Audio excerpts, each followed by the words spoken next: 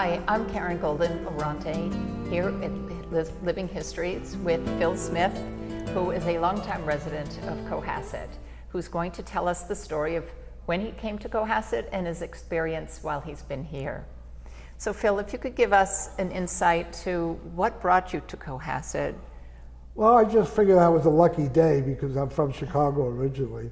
But really what I know best about this interview will be the business of Cohasset, because I came to Cohasset because I had an opportunity to get an apartment at Main and Soya, which is the stucco building.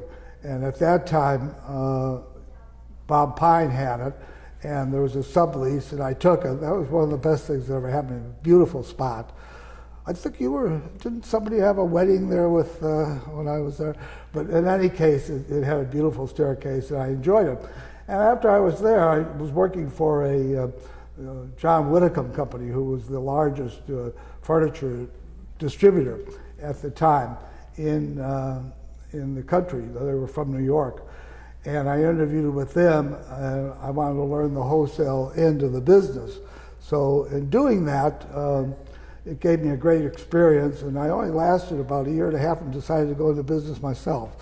So, but what brought me first to Chicago, from Chicago to Boston, unfortunately, many of my memories go back to the Kennedys, because the day the day that John Kennedy was shot, I was just leaving Boston to go back to Holyoke, Mass, where we were having a business meeting, and the flags all were dropped down half-mast.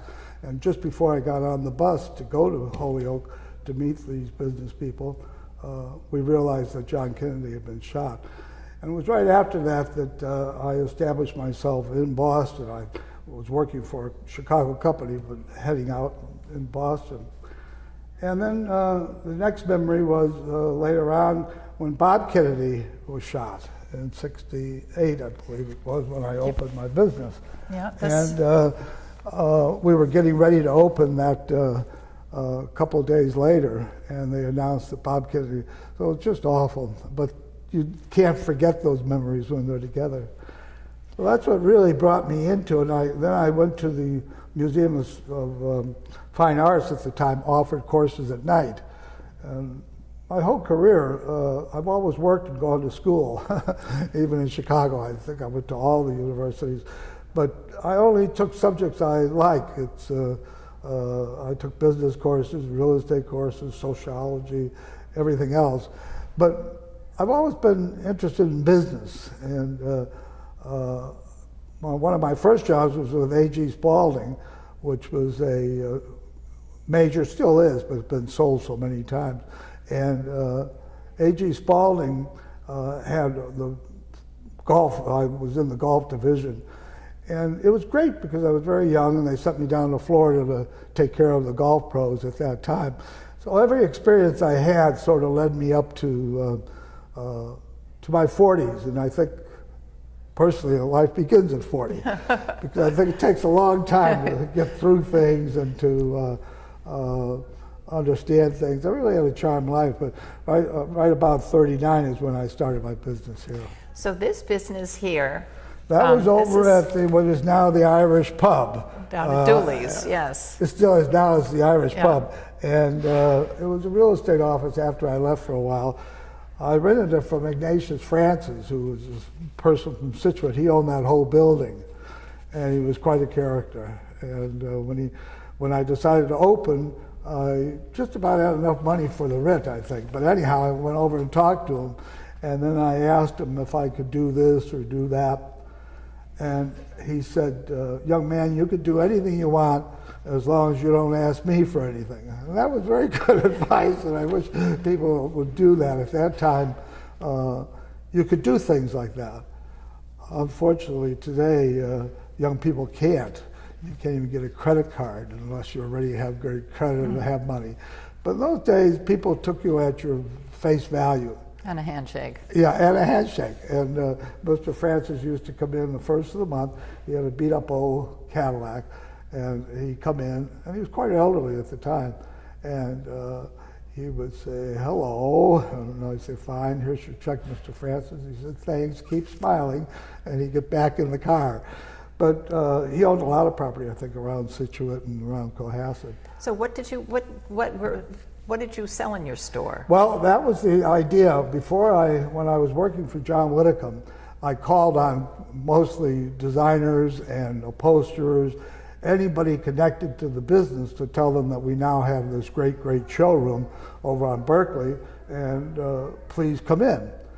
And when I saw the way business was conducted, I got a need myself for maybe getting into the business, and interviewed one time with a fellow on Newberry Street, and I get the same question now, how do you get into the business? And what he told me was go to school, and I said, no, I've had a lot of schooling, but not in that.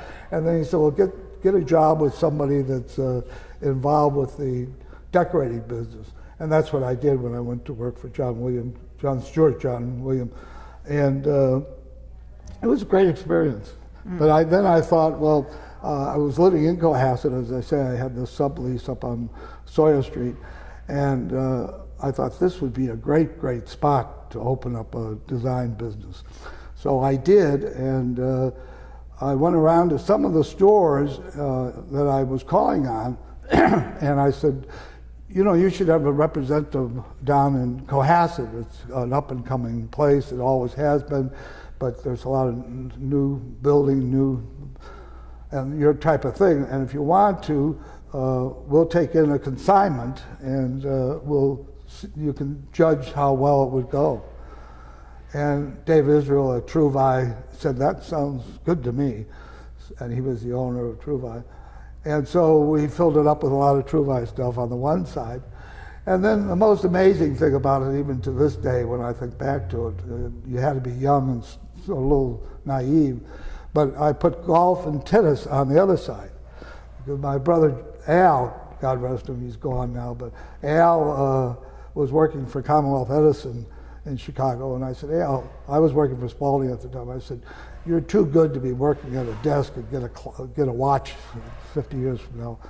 So why don't you open up a business? So he did. So then I took some of the stuff that we had in the store in Oak Park, Illinois, where the shop was, and brought it to Cohasset. I figured if one thing didn't work, the other would.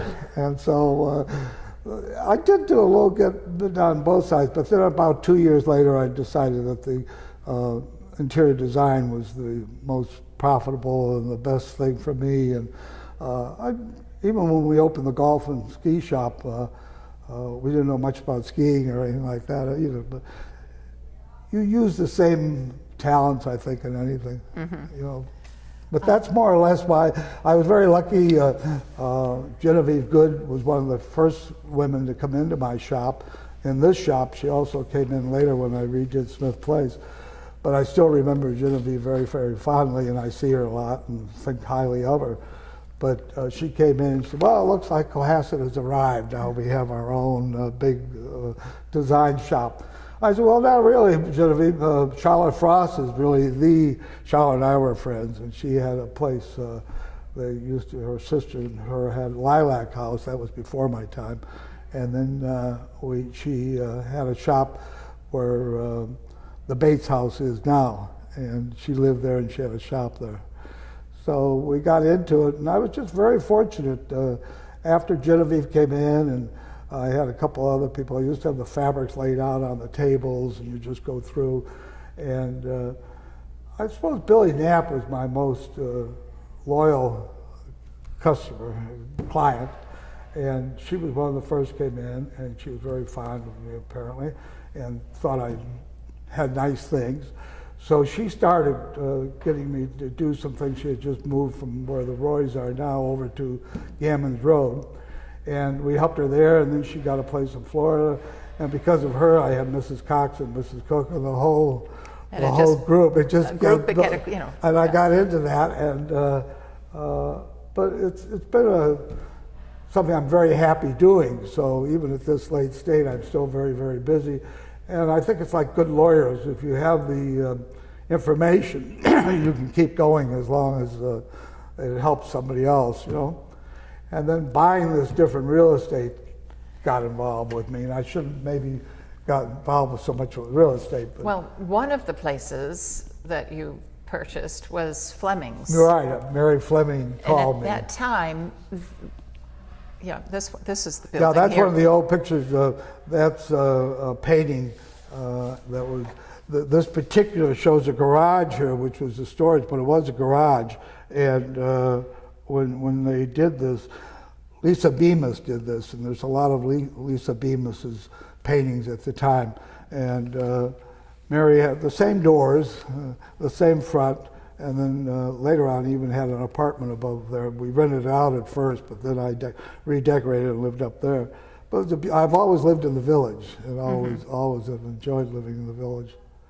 And you got rid of the garage and put in Yeah, a big we kitchen added that. window. That is now the lamp shop. If you go in, my nephew Frank Smith came out, and he got married here too. He met somebody here in Cohasset, and Joy, and then they bought the business from me. But he was the one that expanded it over there, and he put in a. If you go in there now, they have all kinds of lamps and lampshades and all that stuff. Quite different. When Mary and John had it, John had the fishing and tackle, and not tackle, but fishing, boat things. So he sold boat supplies. And Mary took over from her brothers who had a plumbing shop there way before my time. But Mary had the gift shop on the other side. And Mary was quite an interesting woman. I knew her, all of her became friends. And she told me one day that they told her to call me and tell them that they were going to maybe travel, and which she didn't do, unfortunately, but that she was going to sell the place. And in those days you could get a lot. I said, well, what do they want for it? And they said, well, Mr. Bates, who was president of Cohasset Bank at the time, gave her a price. And I said, well, that sounds good, Mary. I said, I like to have it. I've always, if you remember, I came in there a couple of times and asked you. So everybody's asked me, but I think you would do well with it. And at first I had an idea that I might put my design shop there, which would have been a real mistake, because they don't buy things from a design shop. You find that out as you go into business. But in any case, Mary was thrilled, and I said, Mary, you just keep everything here that you want, and what you don't want, just leave, and we'll make it a handshake, and it's a done deal. And she said, that's fine. And she said, I'll talk to Charlie O'Malley, who's our, O'Malley was a lawyer at the time, and Kathy's husband, Kathy O'Malley. And I said, okay, well, Mary, here's $20. I want you to take the $20. She said, why do you not want me to take the $20? I said, well, I come from a little bit of a background where you seal a deal by money. It's just, you take the 20, then you got a deposit. She said, oh, okay. Well, then the next day she called me and she said the woman next door who was in real estate told her that she had a person who was from California that wanted a hardware store and a gift store together. And I said, Mary, that's just real estate people talking. I said, we have a deal, right? And it was right. So we bought that, and then later on, Ben Blake, who was one of my great friends, and the Blakes, they had the little shop across the street, and his daughter had run a pottery shop there, and that came a little bit. He said, well, now you got Fleming's, you should have the little shop across the street, so I bought that.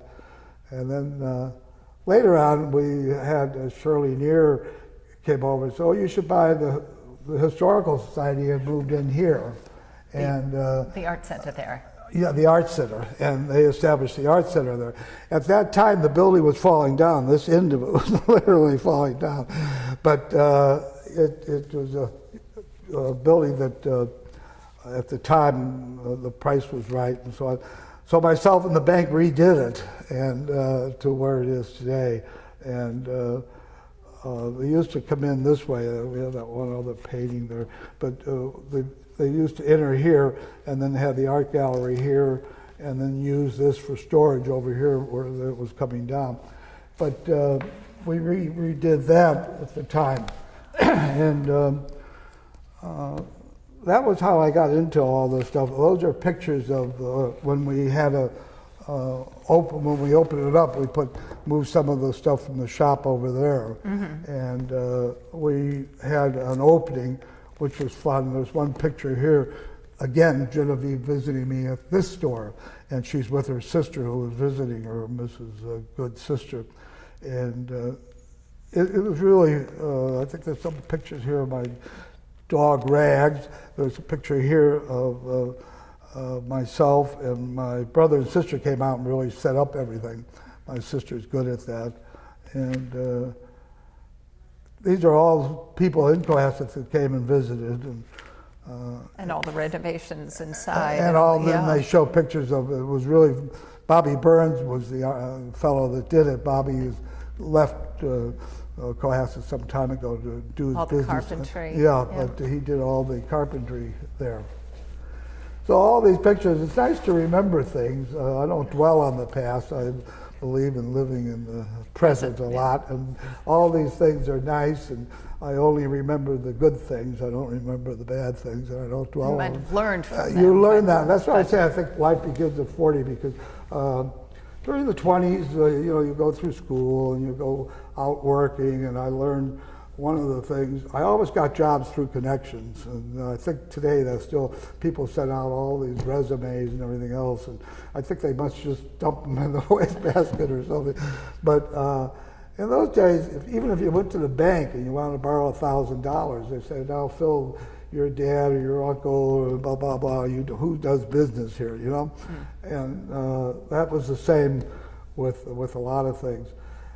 And the most influential fellow I think I had when I first started business was Bert Pratt.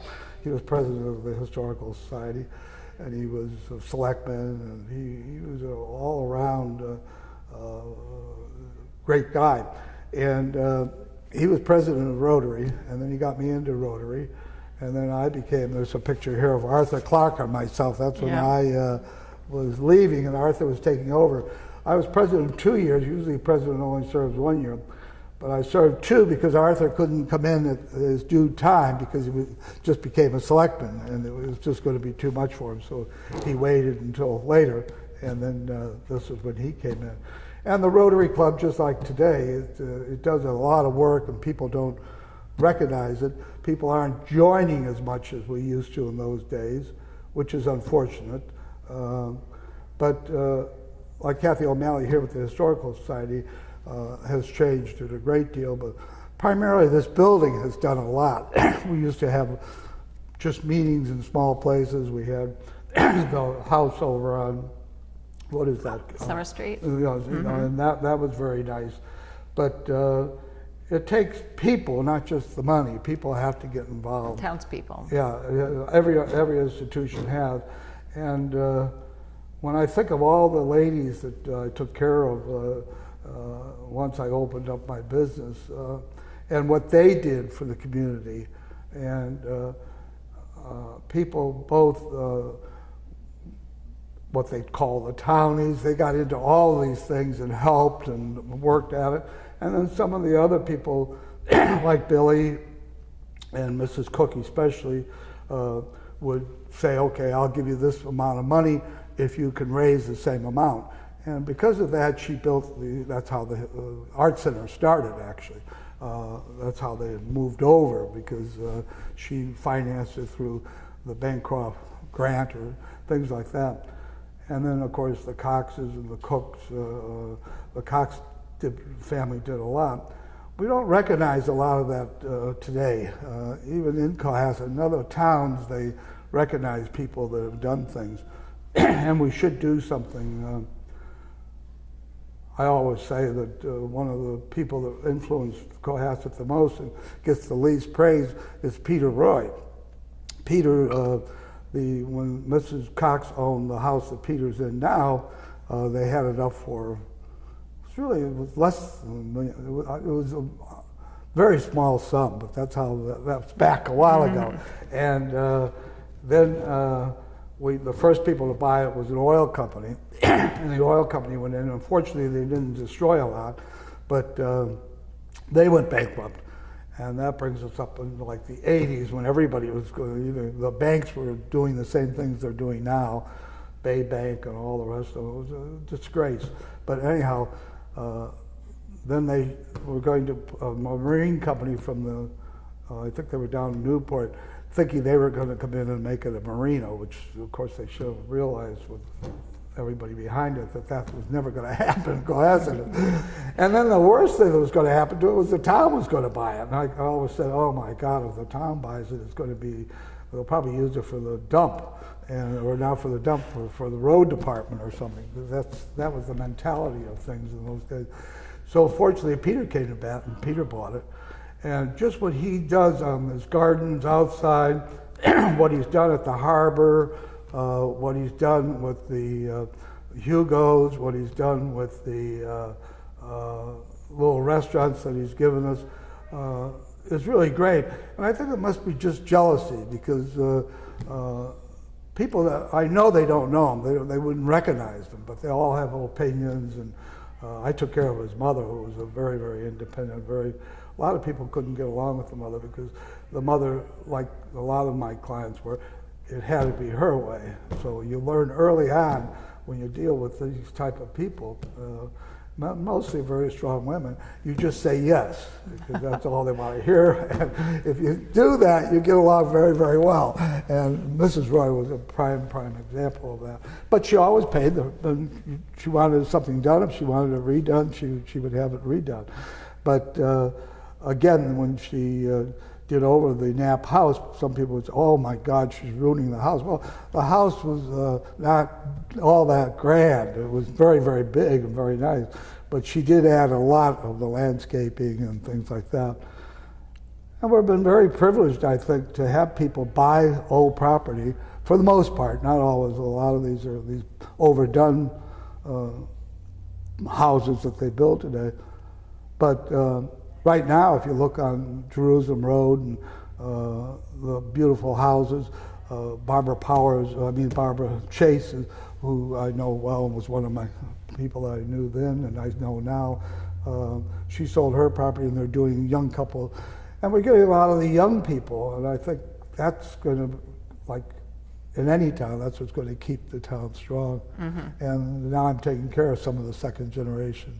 That must be fantastic. Yeah, it is. It's good, because usually most of my interior design is a teaching thing more than it is just selling. Of course, you have to sell something to make money, but first you have to offer them all the options. And if you do show them the options, they realize it because of their upbringing and everything else. This is quality, and I tell them, well, buy one thing at a time. Don't fill up the house with a lot of stuff. From they get on the internet, and that can be very helpful. I love the computer, and it helps me a lot, but it's never quite what it looks like when you get it.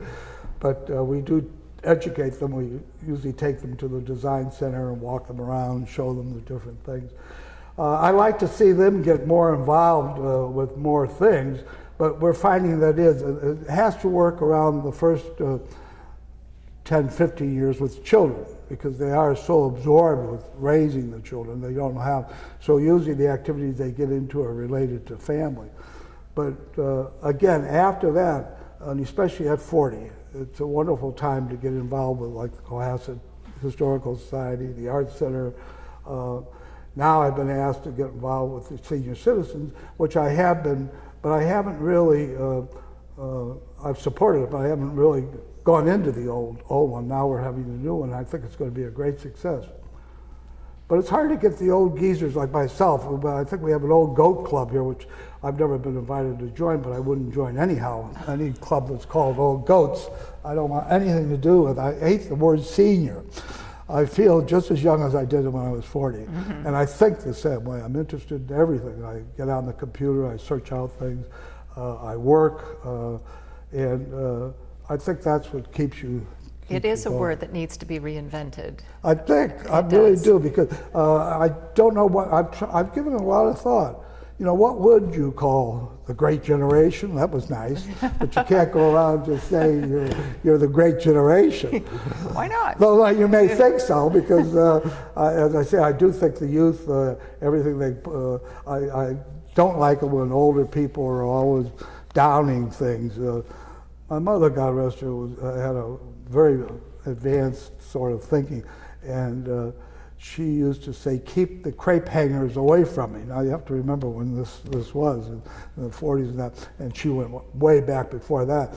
And the crepe hangers were the people that used to drape the church at Lent with the crepe, the purple crepe, and at funerals they would do it. So to her it was just an expression of, I want to live now just like myself and not in the past. People would say, oh, those good times. What was so good about them? You know, they were pretty tough. And they were compared to the way people like all of us live today. You know, we live in a very much different world. And it was just been all kinds of happy experiences. One was with your mother and Mrs. Golden. And I remember going back, I remember doing Roger Pompio's first office, and we used a bench that your mother made in there. I suppose I used to I remember Do going you remember into, that? Well, I remember going into your store as a little girl. Good. And it was really very fascinating. Yeah, to me. well, I had it was like very creative. Well, we had a big wall with a big mural from Van Leeuwen Wallpaper Company, and now they sell them like in screens. But I had the whole screen, and it showed like a whole army of China and the coast and so on. That was. And then we had a lot of the furniture around, and then I had the fabrics, and it was a lot of fun. And I kept it right up till I bought the stuff on Main Street. I bought that from Roger Pompeo, and that was when interest rates were 16%. So I should have known it was going to be a loss anyhow, but because eventually, but that's how it was, and people forget, and now they talk about the banks and all that, but Bay Bank, biggest mistake I made, I had little loans with like Cohasset Savings and different places, and then I got a loan from Bay Bank when I bought the Art Center, actually when I bought this place. No, that was Cohasset Savings, when I bought another piece of property. And Bay Bank said, well, we'd like you to have all your business stuff into one account here at the bank. And of course they failed, everybody failed, I failed too. Not failed, but the business, the real estate and stuff. But now it's changing ground. I still would like to see the village, we did have the rehabilitation or whatever you want to call it at the time of the things, but we should have put the telephone poles and everything underground at that time. But the town is always, I wonder what they do with all of our taxes, because in those days, especially now 3A, where they built, where you never would think they would build, and they built apartments, they built businesses, and 3A in my day was just a few, the gas station in Sawyer and a few others, but most of the stuff was going on in the village. And we had Ticka McLean, for instance, who had a linen shop, and she had a lot to do with the Cohasset Historical Society as well, and Charlotte Frost. A lot of specialty stores, the kind of stuff you used to see on Newberry, but not high fashion, but owners had them, separate owners. Danny Campbell had a jewelry store, and Lou, I forget Lou's last name. Simeon? Leo Bravo had the Central Market, and that itself was that was a treat. Where they would deliver stuff and things like that. Very much out of date now. And unfortunately, though, the bakery went in there, which is wonderful. We have the bakery, but now we have some absentee landlords like Stagecoach Way, the man that owned that. Not to get personal or anything else, I never met the man, but I was trying to get, when I did had things on Main Street, I tried to get everybody to put up flowers in the front of the store and to hang flags and so on. And the wind-up was that I wound up hanging the flags myself. I even had, even though they were only like $10, people didn't want to bother with them. But I called the fellow that owned Stagecoach. He lived in Wellesley, and I told him who I was and what we wanted. And he said, I'm not the least bit interested, he said, in what you're doing there, or I'm not doing anything at all. And it was a terrible attitude, and I think maybe the same, now it's in some kind of trust, like a lot of these things are in trust, where the bank, and I'm very opinionated about these things, so I don't care what anybody really says, why does he say that, but because it's the truth. And the building on the corner were the dependable cleaners, which we're lucky to have dependable, they're really great cleaners. But that building's in trust, and we all know it should be redone. It should either have a new building over in Concord, in Lexington. Those are towns that are full of history going back into the Revolution, into George Washington. And they've been able to combine the new shops and the new businesses with new buildings that are suitable, and they've kept the old ones. And I think Wayne Shawchuck did a good job with the Bates. And there are people trying. There are people really trying. But there's needs to be more a lot of of it. people they're absentee landlords or banks or trusts. And you can't get things done working with with trusts and banks and so on. Right. But I'm going on now. Well, no, I appreciate your opinion, and I'm sure that there are other listeners who agree with you. So. Well, I'm sure, because we have the one thing about getting old, or older, not old, older. Not a senior. Yeah, not senior for sure. But you do remember the setups, and you sort of can attach the people to certain events, and you can see, not conspiracies, but you can see how things do get worked. And the nice thing, I think, like the Cohasset Historical Society, I think Kathy's been able to make this, we've never had a really social center. And we've had what I call the la-di-das, and we've had the town people, and then we have the in-between people. There's sort of three different, the newer people coming in are very excited to get involved, and then they find that they're cut off a little bit. Why do you bring that up? Why do you want to do that? And why not? Why not change things? And so we've always had that. But here we have all these fine people that have lived here a long time. They're involved. We have the younger people like you involved. We have it's fun to come to the events that they have here. And they have a wonderful staff. And then I think of people like Eleanor Blakey, who has raised so much money for the Historical Society. But she brought on a lot of these, what I call the la-di-da, beautiful people. And usually they have a lot of background, and they know how to get things done, and that's what we need. They know how to run an event and make money. Because we used to have the Cohasset Historical Society, used to have the little dinners where everybody brings something. And I never liked that idea because I never knew who made it or what. Today I don't do that. Even when I go to big openings, you don't know who made what or what they have in it. Right. And so anyhow, but they used to have the little suppers and everybody brings something, and you raise $5 here and $5 there. Obviously we have to have bigger bucks today, yes. Today, we have to have big events. And people with a great deal of money, the younger people, the venture capitalists and that, they are, even if they live here, and some of them do, and they're spending like $6 million on a house or something like that. But most of their money and most of their interests are in Boston, because it shows up. There's a whole group of society in Boston that you either belong or you don't, and you belong by putting money into it. And that's all you need to do. Palm Beach has gotten the same way. It's just whether you own a toy rubber company and made a lot of money, you can become president of some society there. Years ago, it wouldn't matter how much money you had. You either knew what you were doing, you knew what you wanted to do.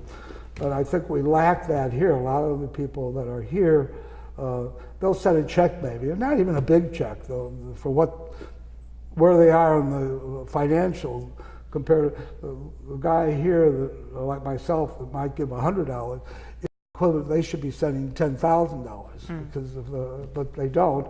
And we need those big amounts of money to keep this institution. The Art Center relies definitely on that. The new senior center. Huh? The new senior center. Yeah, the new senior center will definitely, and I will once I get involved. The thing I've always done, I only get involved with things that really interest me, and I don't think you can have a whole plate full of different things that you can do. You choose a few things that you think you can be good at and help with. Right. And if they don't like the help, then I just say, well, gee, I think I'm wasting your time and my time. If you want to know, like if I go to a meeting and they're talking about having an event, and then they start talking about budgeting the flowers for like $2,000, I said, why do you do that? And I said, what do you mean, Phil? And I said, why don't you just bring in some flowers or forget the flowers? Well, it was 2000, the Junior League, I did a lot of Junior League. I did about 16 show houses for the Junior League, and it's the best fundraiser. Now it's stopped because they can't get the volunteers. The women that used to run it have all gone into businesses that are running big businesses. And so now they either have to hire somebody. There was one last year, and then they work with contractors. But the way the Junior League was able to be successful, everything had to be donated.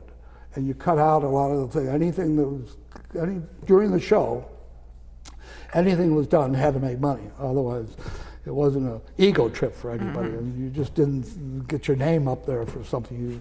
You got in and you helped with it. And I think we definitely need that here. The senior citizen thing, I've given that a lot of thought since Glenn Pratt called and said, you'd like me to get involved? And I said, good. I said, that's the one way, Bert, that I'll keep naming him, Bert Pratt, Glenn, is that people have to get on the phone, or not on the phone so much, but of their own group. They have to say, you know, we really should do this and keep it as a we thing. And you and I and our group should get over there and help. You know, we may not think that. I always say, you don't want to get into well, I'll just say a lot of old ladies or something. But that's not what I'm really saying. But that's the concept a lot of older men get too. And the other thing people forget is that in not so much my generation, but my father's generation, the generation before his, men for the most part had clubs. They all had clubs, athletic clubs, card clubs, the social clubs and stuff like that. And even restaurants like Berghoff's in Boston when I first came here, women weren't allowed on the first floor. It was all the lawyers and doctors and everybody else that came in on the first floor. And that was true of many, many things when you look back.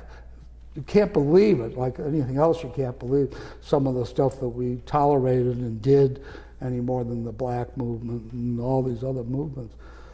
But the thing about it is that times change and we have to change. But the older people did, the men especially, did have, especially after the Second World War, that changed everything. But before the Second World War, men had a lot of clubs and they were bonded a little bit, and the women had their things. So the women would do their things. They would have a club, some kind of club, a bridge club or something like that, and it would be all women. And then now we're trying to mix everybody in there, and it takes a little bit of doing and a little bit of, you have to make it attractive. I'm not going to, the people that play bridge, and they have to have a place to go. The people that want to play cards of any kind, they might have a place to go. The people that just want to socialize. But I think the thing you'll get to get older people in there now, older men especially, is to give them something to do. Because a lot of them, the worst thing you could do, I think, is retire at any age, but especially at 60. And even if you're like a chief executive, especially, I think maybe it's more prone to it than anybody. They get home and they start treating the wife like they did their secretary, and then all of a sudden they have to divide things. Say, hey, wait, you're not at the office, and then he has to adjust for people not taking care of everything. As soon as he mentions something, yes, sir, we'll take care of that. Will you get my cleaning? Will you do this? Will you pick this up? Will you do that? And so then they get very unhappy. And if you notice, men die faster than the women. I think they die of boredom. And being around, I think you have to be stimulated. And I think that when we do the senior citizens, that's what they call it, we have to try to dig up programs and things. And something educational, interesting to capture. It has to be. It can't be just, we can do all these other things, just like having a steak special. Well, steak you can make at home. You like to go someplace. But to have speakers is speakers really key. are very much, they're very much part of it, and interesting speakers. I think the Old Goats Club, I know several people that have been president, and they're all chief executives usually that have been there. But they do have speakers from time to time too. But most of those, that's the interest, and give them a job to do. I think it will. I think again, Glenn Pratt and people like that that run businesses know better than I how to get it. But you have to have everybody. Not. I do think the new senior center will be very universal, as well as not just for seniors, but even for other factions. I think also, I don't know, do they start at 65? They should start at 50. What, 50, to go to the senior center? Yeah, to call. When are you a senior, technically? I think it's 60. 50? I think it's 60. Yeah, I think they should bring it down. To 50? Well, 55. Oh, okay. ARP is 55.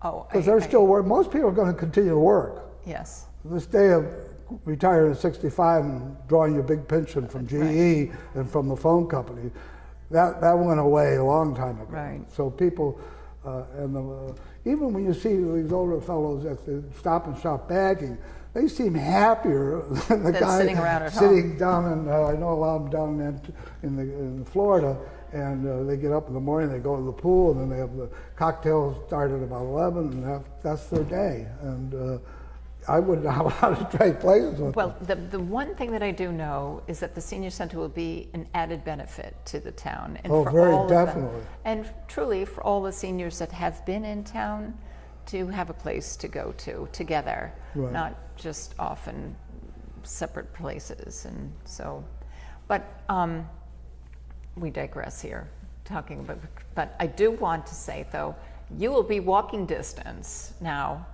because yes, it will be located very... I just opened an office after yes. all these years. I opened another office at Brownbrook, and because I had stuff all over. I had an office in Boston, and then I tried to work from the house, and I had stuff all over the place.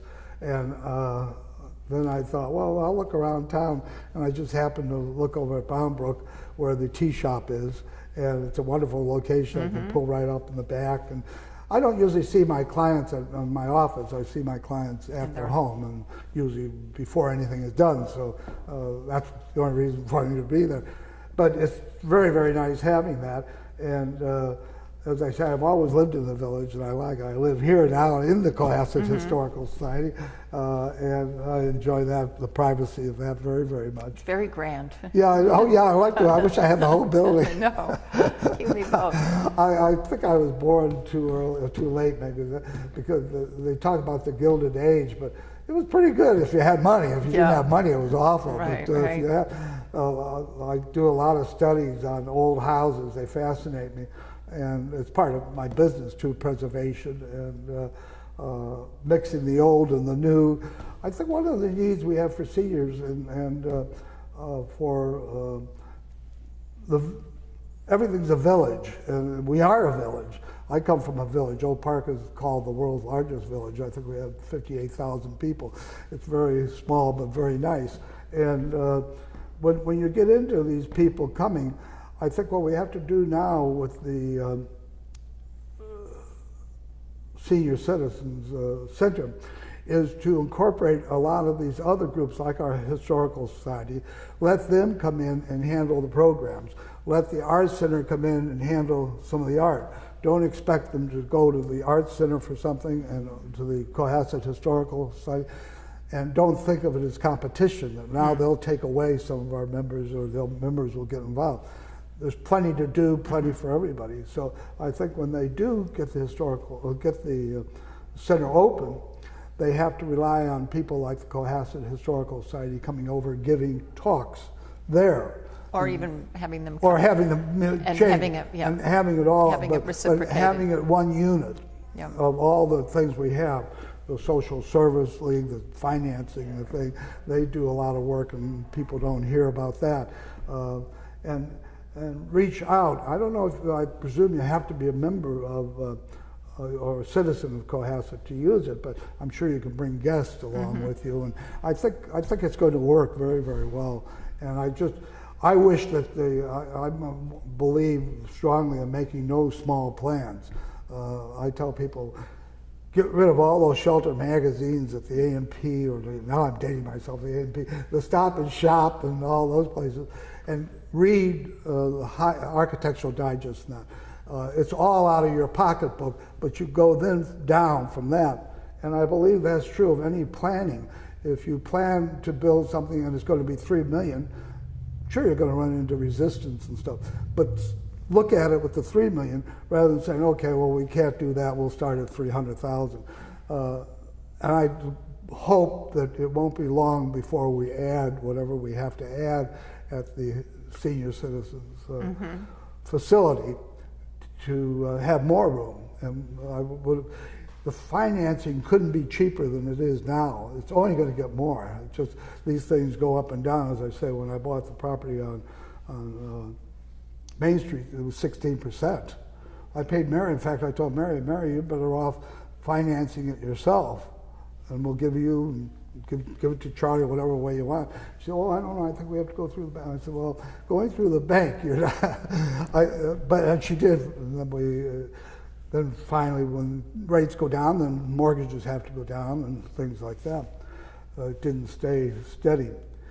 So are we going to be seeing you walking from up Ripley Road there? It's just I have to get involved. There's no doubt I have to get involved. But when as I say, sometimes we worry about, I have an image of myself being a young man.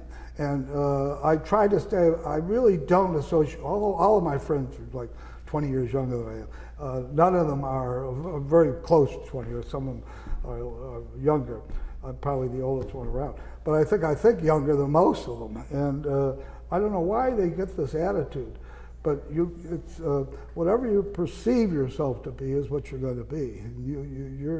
It's your destiny, the way you want to live. I'm not waiting for the next life. And, you just opened up another shop, another location.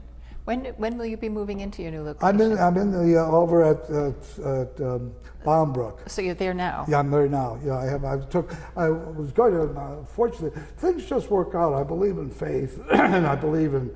I think I probably have 10 guardian angels at least, because when I first took the space, I was interested in the price it would be, and they had the loft upstairs. I said, "Oh, that's fine," and I took it. And then after I was there, this was recent in the last year, during the last year, I realized, Phil, you're walking up and down these stairs, you may not be able to do that another couple of years. Why did you do this? And I thought, well, maybe I'll get around to asking the landlord if any other space comes up. There was a bigger, Eagle Flag had a big office on the first floor, and there's a veterinarian and a tea shop up in the front, and a railroad shop on the first floor. And just when I was thinking of that, one of the owners, it's a group that own that, it's up for sale actually, and he came and he said, Phil, we'd like to present you with something. Our lawyers tell us that loft may be illegal if we don't have a better egress to get out other than the one. So we're going to split up where Eagle Flag was, and if you take half of it, we'll give you this year anyhow, we'll give you the same rent as you have upstairs. And I thought, see how funny that is, because that's what I was thinking about. Also, I think if you think strongly about something and really want it, you can almost make it happen. Not literally, but I've had so many things happen to me like that. At least you're heading in the right direction. Yeah, I think so. And we've lost a lot of people recently, but that has something to do with age too, because as you get older, your parents and their friends and all that stuff. But that's why it's so important to be active and live for today. And I'm not worried about they can throw my ashes into Little Harbor or something like that. Well, that's not going to happen for a long time. But Phil, it's been wonderful to talk with you. I love your candor and your just say it like it is. Really appreciate that. You. And it's been wonderful that you've had the opportunity to really you have lived your whole time around downtown, which is really not only that, wonderful. just as I say, I think I've lived a charmed life. I just have a lot of friends in Boston, and for a while I even had a little apartment in Boston, and but now going back and forth doesn't make any sense. But that's an ideal situation too. But I love Boston. I love Chicago. I get to Chicago a lot. Not a lot, not as much as I like to. My brother and sister-in-law are there, and they're very active and everything. So I hope they get to come and visit our charming town. Oh yeah, they come and they love Cohasset. They stay here, and then they go down to the Cape. They stay with me for about a week, and then they go down to the Cape for like a week and a half, and then they go back to Chicago. My brother is a psychiatrist, and I said I should be earning the same amount of money he is because I do more work than he does because this business is tough. Well, I thank you so Okay, much for thank coming you. here today. Thank you. It's been wonderful to see all of the areas that you've touched in town. Thank you. And continue to. Well, I hope the history of Cohasset is so important. I want to go through those rotary phone books that they have here going back all these years, because that refreshes your memory about a lot of businesses. What was where. Thank you very much. Thank you very much.